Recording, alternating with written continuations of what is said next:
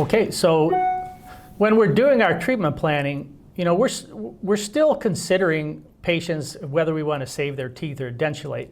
So when I'm doing my treatment planning, I have my photos, my videos, my x-rays all in front of me at the end of the day when everybody's gone and I can concentrate on this case. So this shows that Kathleen has all those problems I discussed before, such as decay, migration of teeth, those upper anterior teeth are mobile. She has splaying of teeth, she has periodontitis, so all of this information is important. And as I said, those mobile upper anterior teeth make it inevitable that we can't use a guide on this case, and that's why we're going freehand on this case. So this is her initial presentation from a occlusal view, and a couple other different views that help us to determine where her present incisal edge position so we can plan her case accordingly. This 45-degree view is a very good one to see if those incisal edges are hitting that wet-dry line. And the videos are very helpful. I'll say 55. 55. The videos are very helpful in terms of going through different sounds, like the F sounds for the incisal edge position, the S sounds like 66. We want the lower anterior teeth just missing the upper anterior teeth. So this just gives us all kind of information to help us develop a proper aesthetic and functional position of the teeth that we're going to be planning. And it also gives us that high lip line. If we have the patient, you know, laughing and smiling, and we can take still shots and see where that high lip line is. Okay, so because we wanted to make a analog denture for this patient to convert, what we did was we stabilized those front teeth with a little composite, and we actually did take an alginate impression. And then we went through our series of basic prosthodontic principles where we fabricate a base plate and a wax rim. We do bite records. We take a bite registration and centric relation.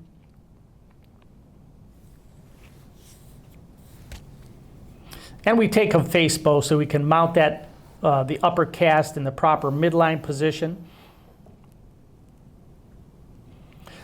And then we do a setup of our anterior teeth. Because we're not doing the upper teeth guided, we're able to do this setup so that we could give Roe a final determination of where we would like those upper anterior teeth to be. And that way they can plan the lowers to fit the planned upper teeth, upper prosthesis, which is going to be an immediate denture. Dr. D, we have probably 70%, even plus, digital impressions that come in, and which might be high for the industry, but almost all these full arches that come in, especially for fixed, you know, edentulous is different. That's more of an analog dual scan digital analog approach. But for a dentate patient, especially with mobile teeth, most of these cases are going to come in with intraoral scans, and then we would perform a digital workup for that upper denture and make a digital denture, a lucitone denture, something like that. I'm presuming that that would be an option here too. I mean, personally, I love your records because you and the other prosthodontists in your group, it couldn't get any better with the way you mount your cases, and then we put it in a lab scanner. But really, the majority of doctors are going to be using iOS to send these records. That no issue there, right? Yeah, I mean, that's certainly possible. The only thing in this case especially that you have to be careful about is because you also have to take a bite. And when this patient closes on those anterior teeth, those teeth virtually will come out in a 45-degree angle. Oh my. So you either would have to stabilize it like I talked about with composite on those front two, and then have the patient bite down very lightly, yeah. Or you're going to get a bite record at a closed vertical. And so the reason that we did this analog in this case, and again, I firmly believe you could do it digital also, is because we knew we wanted to open up the bite a little bit, and so therefore we were able to get the best bite by making an occlusal rim, and when the patient closes, she wouldn't be hitting on those front teeth. She'd be closing on the bite rim block, with the yeah. wax rim at the vertical dimension that we have determined by determining her vertical dimension of rest and then taking 2 to 3 millimeters away to her vertical dimension of occlusion. Makes perfect sense. Totally got it. Gotcha. But it certainly could be done in a digital workflow, just a little more tricky.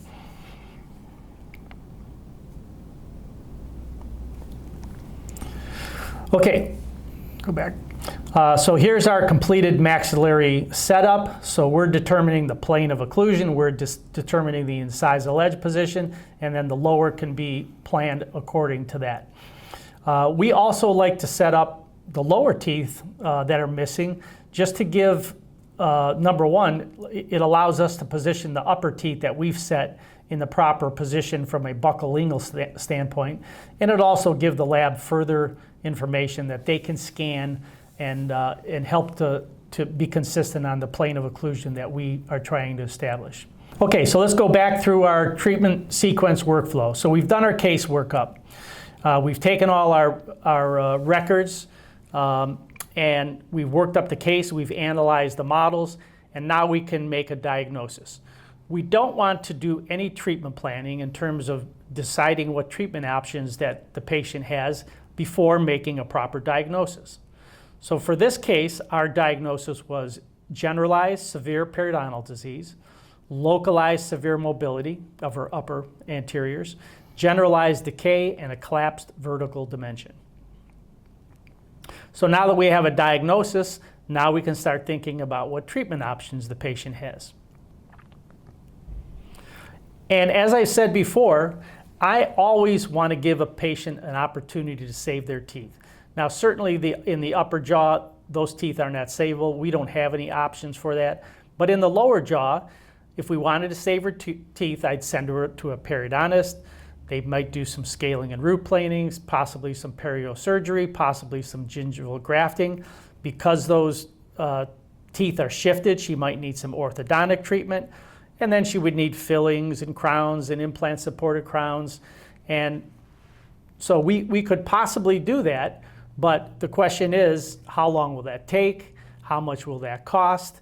How will we be able to guarantee that the patient will be able to keep her teeth? So we want to keep all those things in mind, but from a medical, legal standpoint, we want to give the patient an option to save her teeth if that's what she'd like to do. So, fortunately in this case, the patient came in not wanting to save her teeth, so it wasn't a long discussion about, the option to save the teeth. But when we do our full arch options, we talk about, for the upper jaw, a conventional denture, a 4 to 5 implant snap-on overdenture, a 4 to 6 implant screw-retained pro-arch, and in the lower arch, we have an additional option of doing a 2 implant snap-on overdenture. And so I think it's important to discuss these options with the patient, talk about the advantages and the disadvantages, and talk about the different cost points for the different prostheses. So now we've finished our treatment planning, and then we can present these options to our patient. This is a little form that we like to give to our patients that reviews all of these different options.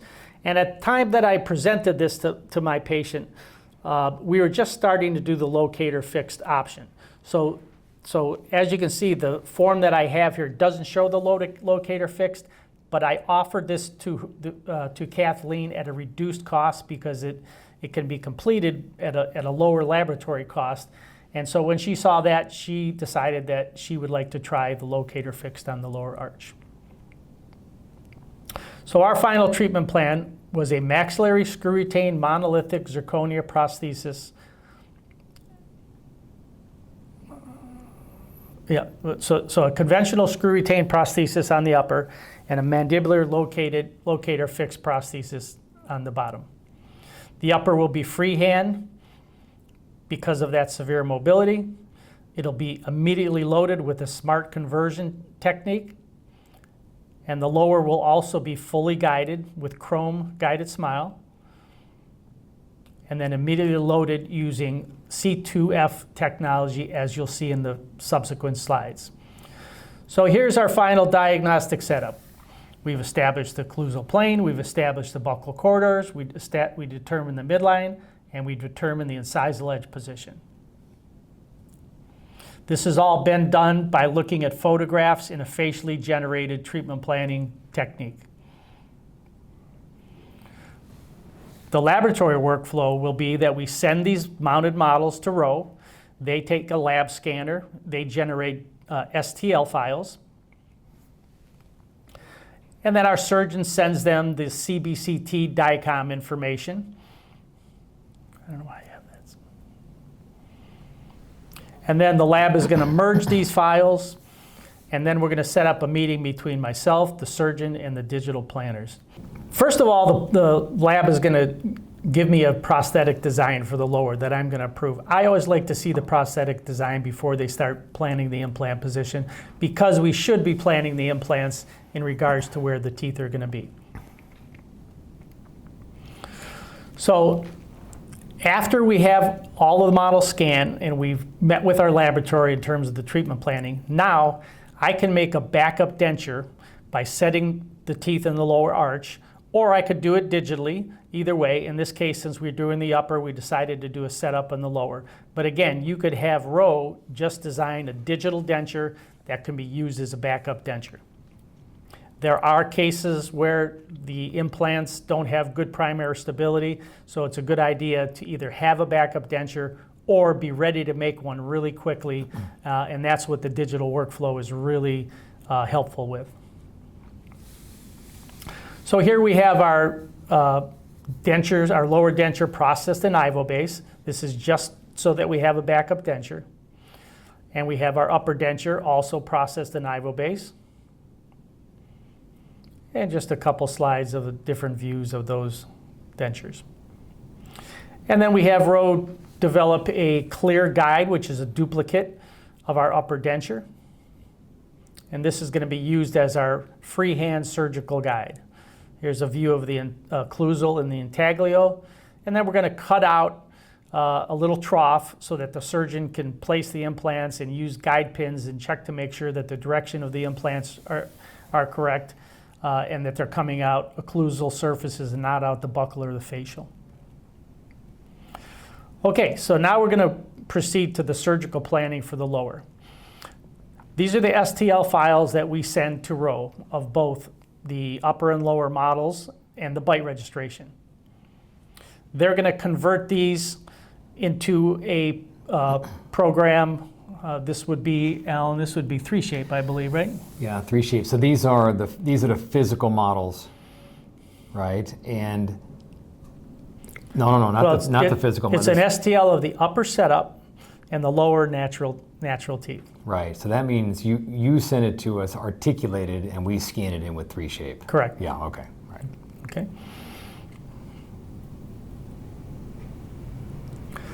And again, just a couple different views. And now, the software that Rowe has is amazing in terms of what they can do, how they can segment the model so you can only see the teeth or only see the bone. Alan, would you like to add anything into what this software can do? Yeah, this is RealGuide, and RealGuide is our planning software for all of our GuidedSMILE cases. All of our surgical guide cases are made in this software. This is like looking at candy here. You know, in a lot of the cases we don't do all of this tooth and root and bone segmentation, but the reason we wanted to do it here is because we wanted to see where the root tips were. We wanted to see where the where the locator abutments were going to be placed. We also wanted to precision place these pins in between the roots so we would not have to do hopefully any extractions. And I don't think we didn't have to do any extractions here before pinning the surgical guide in. So we just have a nice visualization. I think that they're the most advanced software out there and allows us to really work up a case well with all this visualization.